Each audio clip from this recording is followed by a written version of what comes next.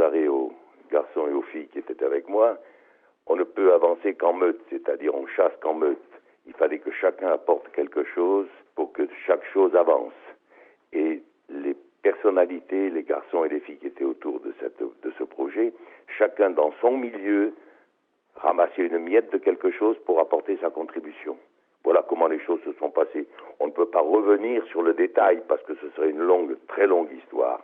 Mais disons que, pour en revenir à votre question sur le 8 septembre 1980, eh bien, il faut dire à la vérité que nous avons démarré cette radio avec 2 heures de musique et une phrase au début qui disait « Vous êtes sur Radio Méditerranée Internationale, Médi 1, et nous émettons en direction du Maghreb ». Et là-dessus, il y avait une espèce de petit magnétophone qui existait à l'époque, un micro à côté et une prise d'électricité qui joignait l'ensemble. Et bien évidemment, est arrivé ce qui devait arriver, c'est tombé en panne. Nous sommes arrivés dans ce projet avec beaucoup d'humilité. Nous ne sommes pas arrivés en disant, on sait ce qu'il faut faire, c'est fantastique, on va faire ça, on commence là, on fait ça au milieu et on termine par ça. C'est faux. On a appris avec énormément d'humilité. Car dans ce métier, si on n'a pas une forme d'humilité, on ne crée rien.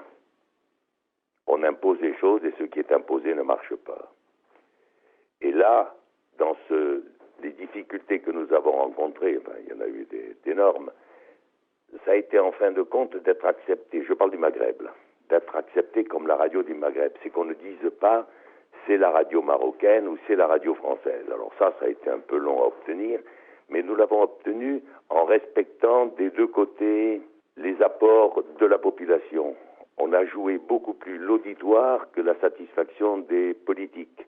Prenons l'exemple de l'Algérie. L'Algérie était un champ à conquérir, je parle audiovisuellement bien sûr, était un champ à conquérir car en fin de compte il y avait très peu de médias qui étaient écoutés en Algérie. Les grandes ondes françaises arrivaient difficilement, au Maroc aussi.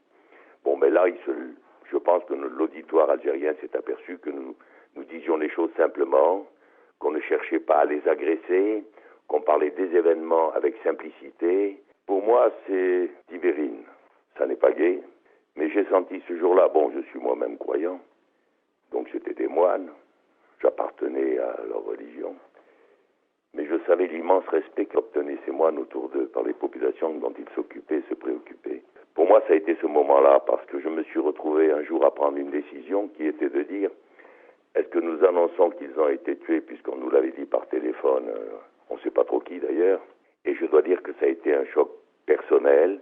Pourquoi ? Parce qu'il était la quintessence des rapports qu'il y a entre l'islam et la religion catholique chrétienne, les rapports qu'il y a entre le Maghreb et la France.